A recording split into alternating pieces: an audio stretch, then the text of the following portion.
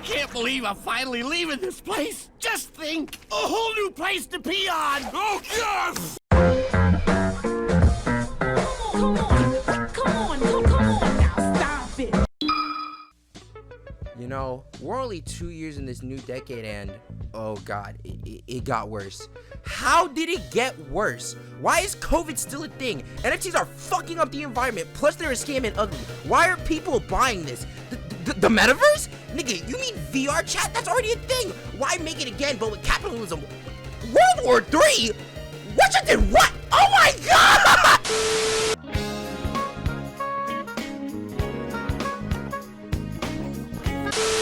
God! Well, while the world is fucking burning, we can at least discuss all the new and interesting animation in the— Bro, why are people treating Turning Red like the death of cinema? It's just a Pixar movie! Niggas complaining about the Cuphead show cause there's no plot or overarching story? Nigga, it's the Cuphead show, the fuck you expect? If I see one more nigga post a gif of a fucking lolly doing some fucking weirdo shit with the caption saying, "This is why Western animation will never be better than anime," I'ma snap! I hate it here, and it's not getting any better!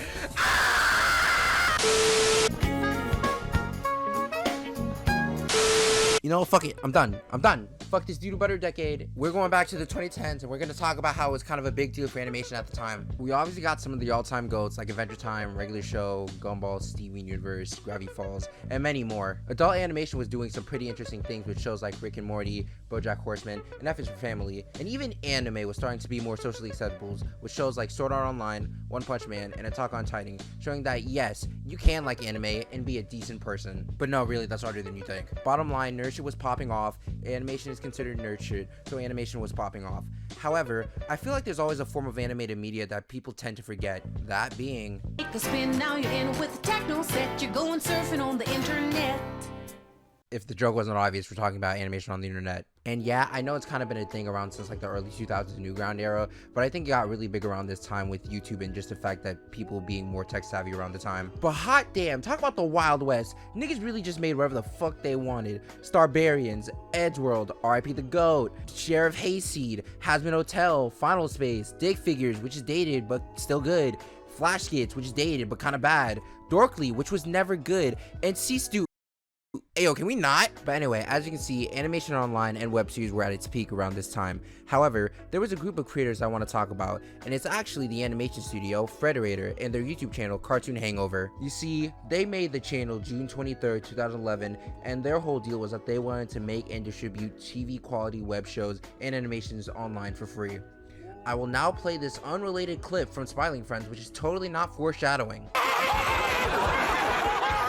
But yeah, the channel was able to make a total of 3 webtoons: Super Fuckers, Bee and Puppy Cat, and Bravest Warriors, with Bravest Warriors probably being the channel's most popular show. If you look at some of the original releases for the first and second season, an episode alone would probably get over 1 million views. It's actually insane. So as you can see, obviously people mess with this web show, and I myself can vaguely remember watching it around this time.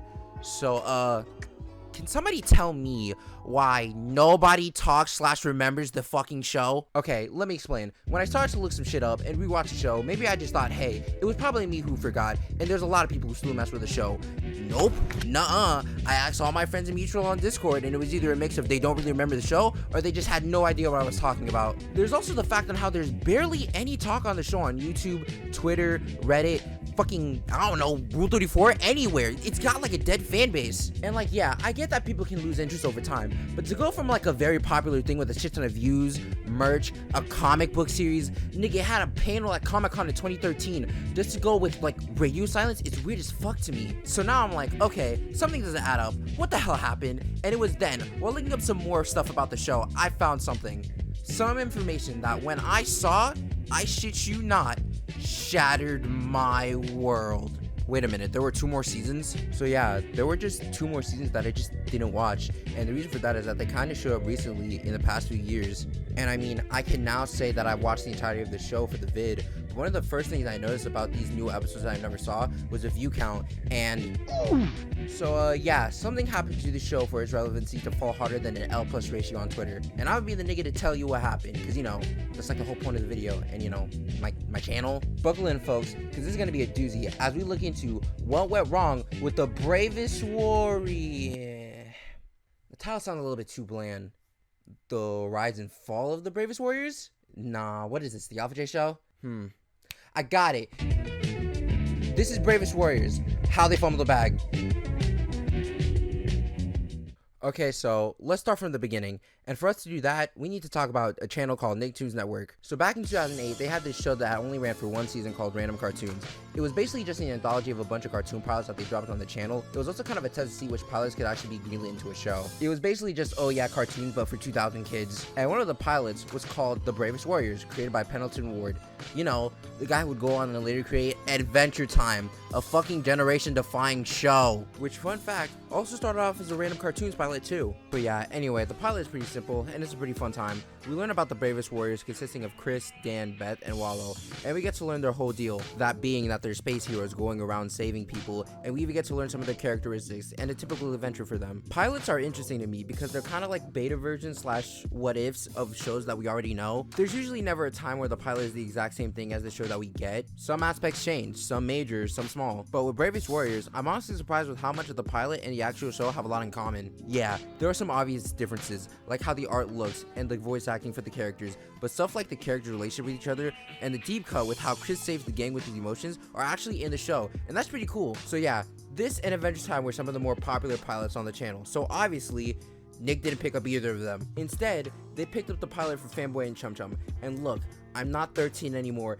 Fanboy and Chum Chum is a fine show. But if you were to tell me that you'd pick Fanboy and Chum Chum over these two, I'd be looking at you like, Motherfucker, are you out of your damn mind? But yeah, Nick didn't pick up the shows, but in late 2009 and early 2010, Cartoon Network decided to greenlit Adventure Time, and it became the hit show we know it for today. And like I said earlier, around 2012, the animation studio Frederator, aka the peeps who helped out animate some of Adventure Time, they wanted to make animated content on YouTube, and when it came to making a web series, they went to Penn and see if they wanted to greenlight his other show, Bravest Warriors, on the channel because of his high popularity off of Adventure Time. He said sure, and on November 8, 2012, we got the first episode of Bravest Warriors, Slime Time. Okay, so side note, although this is a show made by Pendleton Ward, he kind of really didn't do much when making the show. And when you think about it, it kind of makes sense. He was still busy working on Adventure Time when this show aired. So throughout the show's life, it kind of had three directors, them being Bren Burns, Tom King, and Adrian Thatcher. Side note, this doesn't really have to relate to shit, but this is the only time I'm ever going to bring it up,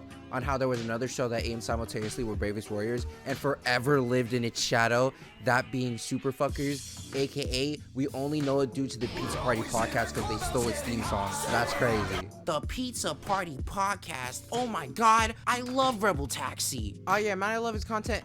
Wait a minute, who are you and how did you get here? You know, you remind me of Pan Pizza, except for the fact that, well, you're a nig. Wait a minute, we're talking about Rebel Taxi, but this setup is obviously a Tuna Perfect Tariq reference. What's up with that? Oh, well, you see, funny story is... Jim, they're on to us, we gotta go. Huh, okay. Where was I again? Oh yeah.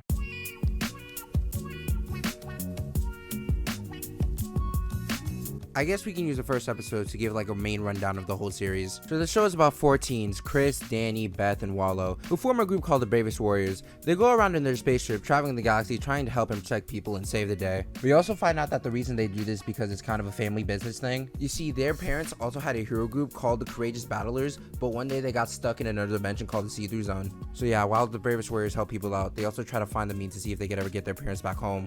The first episode is pretty good. It establishes the basic ideas, settings, and characters of the show. I like how the episode ends with the Bravest Warriors dying, but then another set of Bravest Warriors show up because their planet is stuck in like a time loop. And when the new set of Bravest Warriors see their dead bodies, they just leave the planet. I think that's pretty funny. No.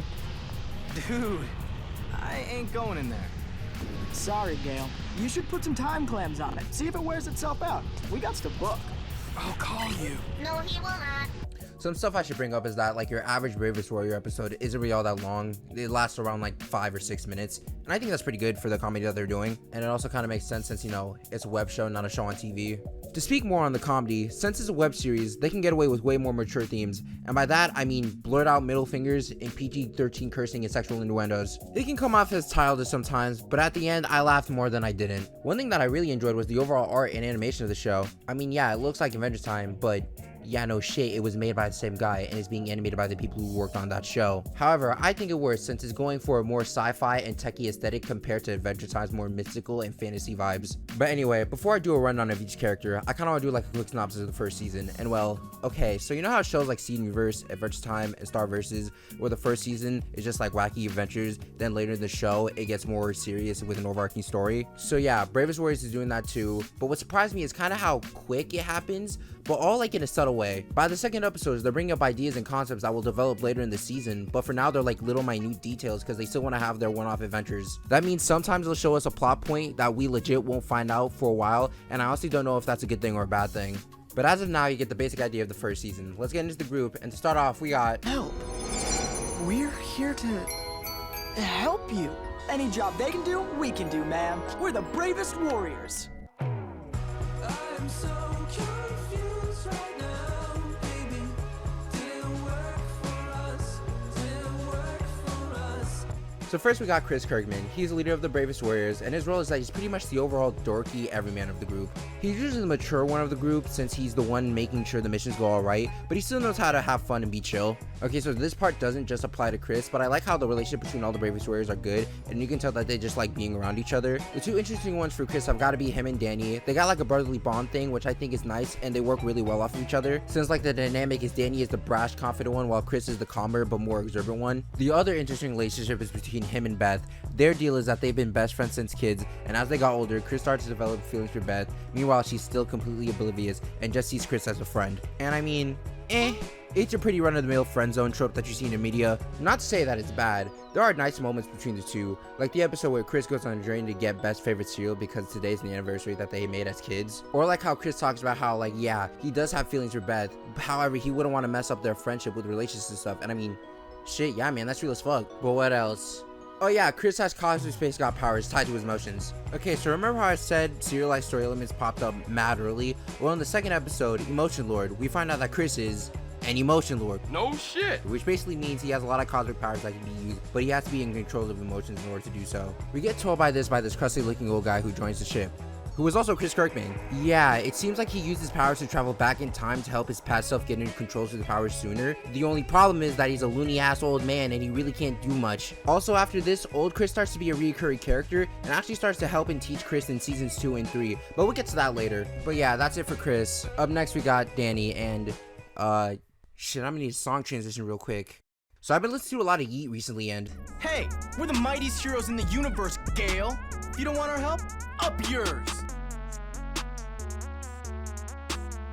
okay, bet. So here we got Danny Sanchez, and he's kind of the crew's tech guy and inventor of the group. Usually they have these type of characters be all nerdy and awkward, but for Dan, it's the complete opposite. He's brash, cocky, outgoing, and a total party animal. And what sells it for me is how the show brings up how actually when he was little, he was kind of lame and he got picked on, and now that he got a glow up, the nigga's mad petty. I love it. I already talked about how I like the relationship between Dan and Chris already, but the interactions between him and Walla are also pretty good too. And the interactions between Dan and Beth are we'll get to that later. Oh, speaking of that, one of the things that I kind of misremembered about the show that I could have sworn was that Danny was like a ladies man or was in a relationship with Beth's girl bestie Plum. But no, she does not fuck with the nigga. Since the day I met you, I've known that I am so not attracted to you. Maybe Matter of fact, no bitch fucks with him. It's crazy.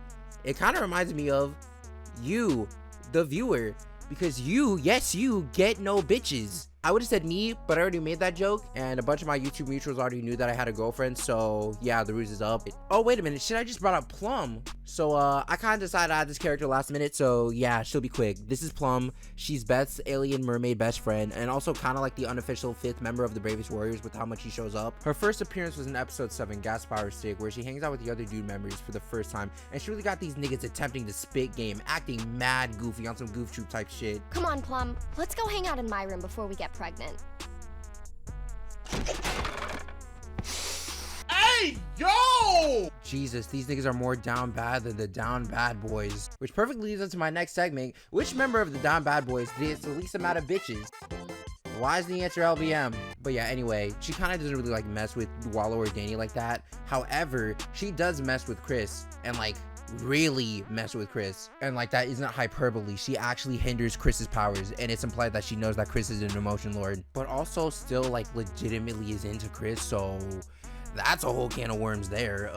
But yeah, that's it for her. She's a pretty okay character with a bubbly, confident personality, and yeah, I kind of personally think that she kind of works better for Chris than Beth. Oh, speaking of Beth, When someone's your friend, there's a line that should never be crossed. Well, I mean, never say never. okay, so Beth Tazuka is the girl of the group. To be honest, I don't think it's ever really explained what her role on the crew is. I think it's like tactician or navigator, but it's never really explained. But what is explained is that she's got the whole girl next door personality thing going on. I also kind of forgot that Beth is smart in like the nerdy bookworm type way, which is confusing because Danny is also a smart guy, but I mean, I guess it works out since how Danny acts differently. I already brought it up earlier, but yeah, Beth and Plum are best friends, and the relationship is honestly pretty nice. It's kind of like similar to the relationship between Chris and Dan, where Plum is like the more outgoing, confident girl, while Beth is more like to herself and reserved. But yeah, Beth is a pretty kind and helpful person to everyone on the group. Plus, later in the second season, she has a lot of stories around herself and the relationship between her and her dad, which is pretty interesting. And it's also interesting on how like later in the season she starts to realize that she has feelings for Chris, and she kind of just puts them aside and stuff so nothing goes wrong and they can keep their friendship. And like, yeah, that's understandable. But yeah, that's kind of it for her. Fortnights, and you'll get prolapsed anus from sitting there all day. And I won't let that happen!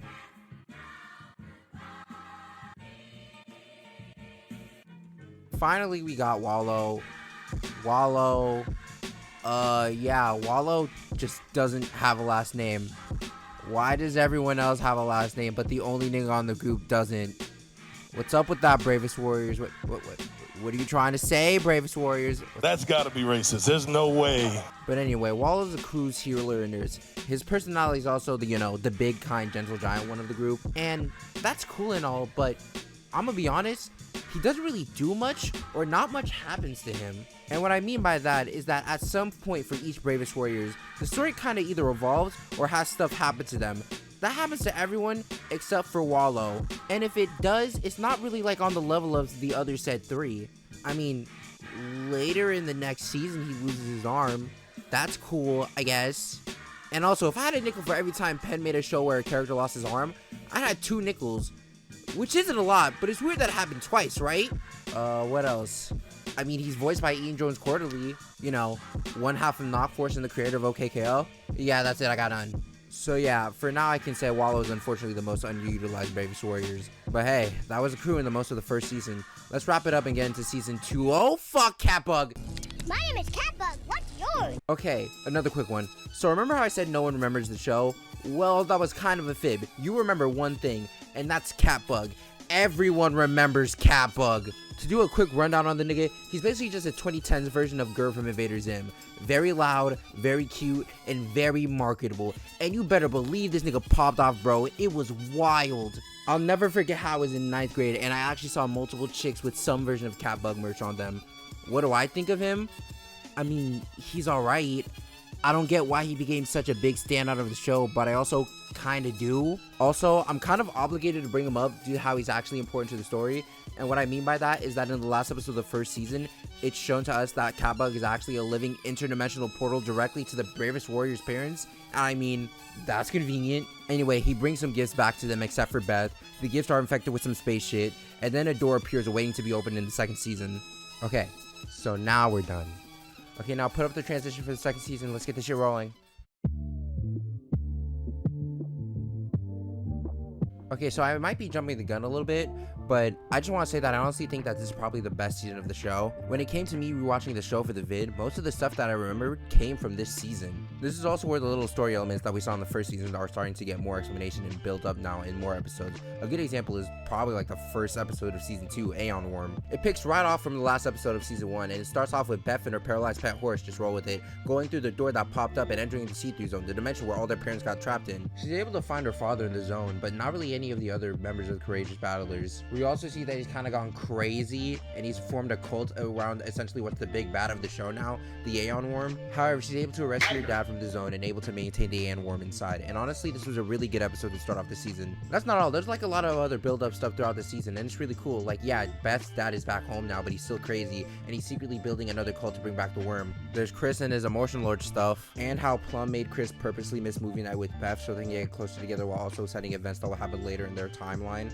We even find out the origins of Catbug and the Aeon Worm. I think what makes it work starts the pacing of the episodes. It never feels like they're just info dumping the stuff, and there's a good mix of story beats and just funny, entertaining moments. Some of the best examples are the last 3 episodes of the season. First, we got the Paradox Pub, in which Chris enters a realm which is just filled with different periods of himself throughout time. But surprisingly, they're all still batshit crazy, but they explained to him that they all ended here because due to them missing movie night with Beth, they started to grow distant, in which somehow led to their insanity and loneliness. They say that the only way to escape this cycle is for Chris to kill Pudding Town. Again, just roll with it, don't ask. However, he chickens out because once you get to know Pudding Town, he's like a legit good guy, but it looks like Chris' fate is sealed. However, something happens in which Chris denies his fate and creates a whole new path, a new timeline to say. But with him making a new timeline and going through a new path, he kind of has to like be away from the Bravest Warriors for a while. The other 2 episodes are actually 2-parters, that being the season of Worm and the season of Mitch. The other crew members notice that Chris and Beth's dad are missing, but they decide to go get Beth's dad first because he's kind of the bigger threat, with him trying to resurrect the whole Aeon Worm in their reality. So yeah, shit happens. Walla loses his arm, they find Beth's dad, and they learn that he wants the worm to mate with Beth so he can be rebirthed into the world, and I mean,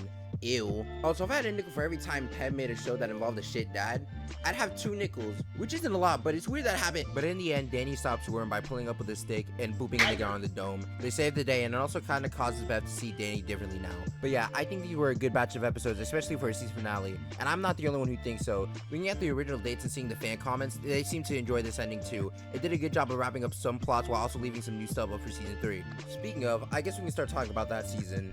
We can also start finally talking about the first bag fumble. Wait, they fucked up more than once? How the... So when season 2 ended, the original air date for the final episode was June 14th, 2014. The first episode for season 3 was January 10th, 2017. It damn near took 3 years for the 3rd season to come out. Christ, and I thought the wait for season 3 of Rick and Morty was bad, but at least they kept niggas updated. Bravest Warriors was just silent. From what I looked up, no updates, no info, jack shit. And it really doesn't matter if your show is popular or not. If you just straight up vanish and not tell your fan base what's going on, yeah, some of them will wait, but a majority of them will just leave and move on to the next thing. And bro, that's not even the worst part. When season 3 originally came out, it didn't even air on YouTube. Okay, explanation time. Remember how I said they wanted to make free quality animation on YouTube? Well, damn, what a surprise. YouTube fucking sucks. You see, as popular as the show was, it was always kind of struggling with getting the profits back, and it also didn't help that YouTube went and changed its algorithm to prefer watch time and consistent uploads. So when it came to season 3, unfortunately, it had to air it on the streaming service. And to be honest, I get why they had to do that. That's totally understandable. What I don't get is why did it have to be Verve? Bro, on God, Verve has got to be like the bargain bin tier when it comes to streaming services.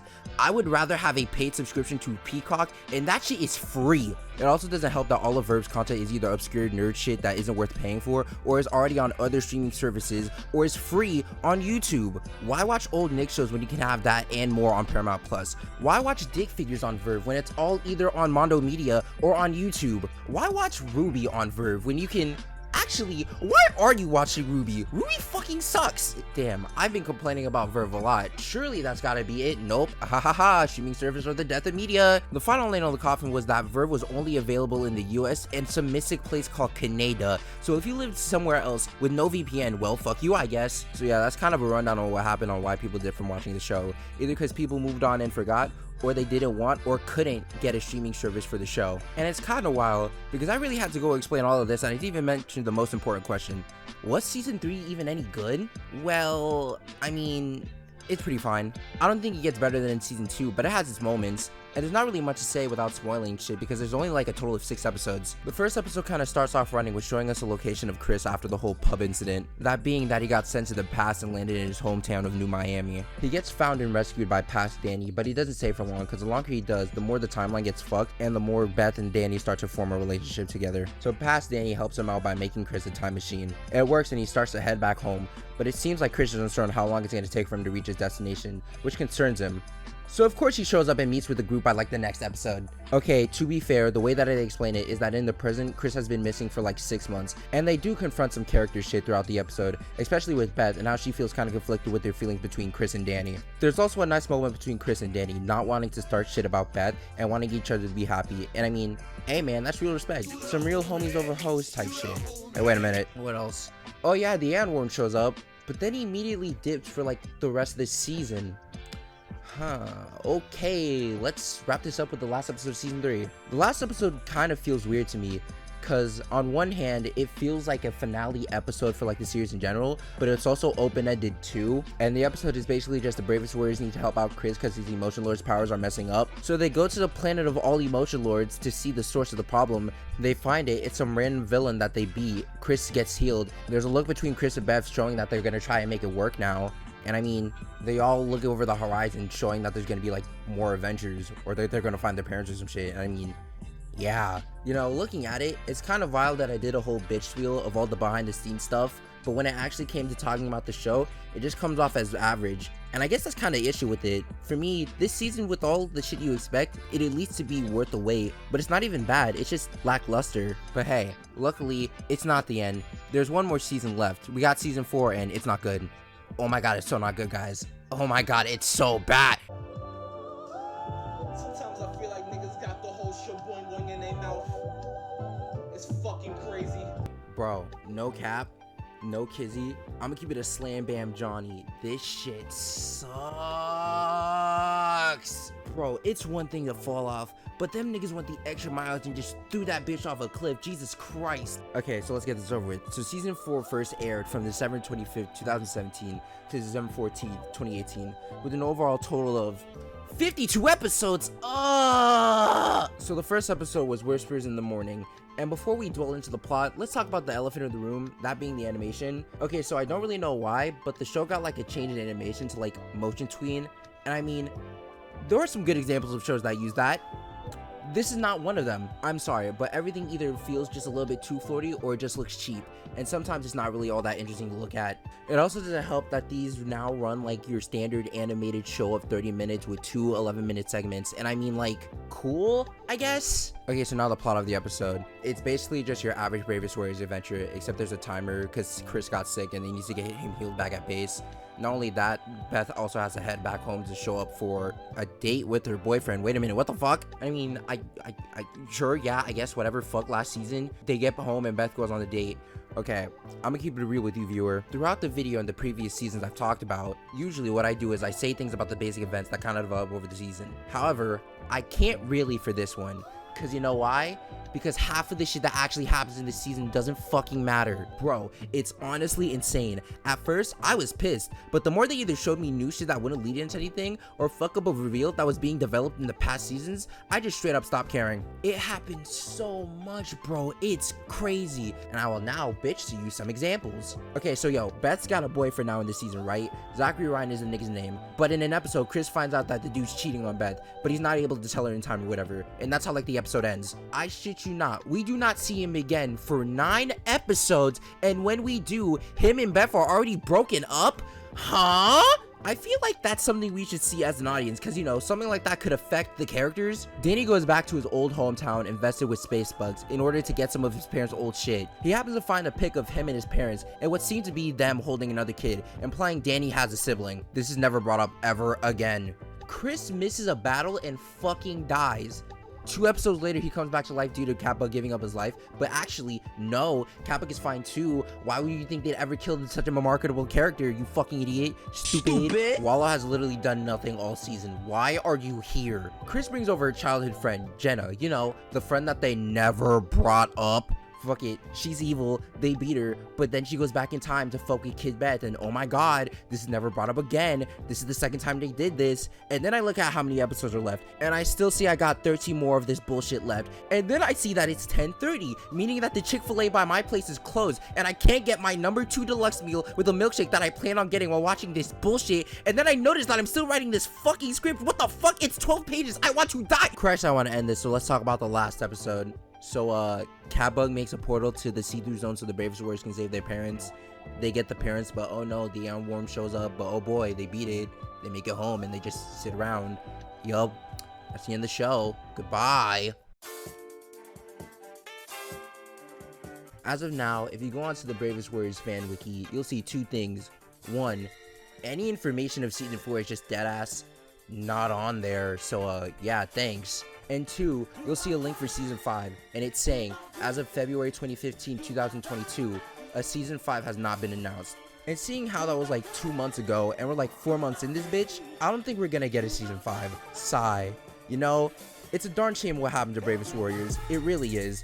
From being a popular web show that everyone was talking about to becoming such a forgotten relic, and once you remember the last half of that relic, you kind of want to forget it. Season 4 came out in 2017. We had a bunch of story-driven shows at this point, all of them doing way better too. It's one thing to take a long time to come back, but to do so and not be able to stand alongside other shows, it's just like, bro, what's the point? But at the end of the day, yeah, I think Bravest Warriors deserve better. But yeah, if I could go back, I would do everything in my power to stop them from making them put that shit on Verve and pick like a normal fucking streaming service like Netflix or Hulu. And I don't know, I still feel like if you want to go watch it, you can. Just watch up to season 3, because after that, just no. But hey, who knows? Maybe there will be a Bravest Warriors season 5, or apparently a cat bug show that I just looked up saying to air on Netflix. I mean, whatever. And hey, maybe both of those things will be really good. But the important question is, will people care? Will people actually come back and stay to watch it? And if they do, will they fumble the bag again? This has been Tahj Talks, and seriously, give Walla a last name.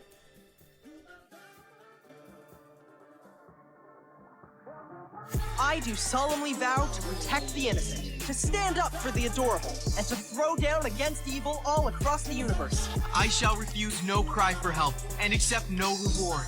Nothing shall slow my laser sword. Not asteroids, subspace anomalies, or time travel paradoxes. For I am a hero, noble in wrath. Every breath I take is a promise of justice. For when evil gets fancy, we break that fist down. We are the Bravest Warriors. Oh man.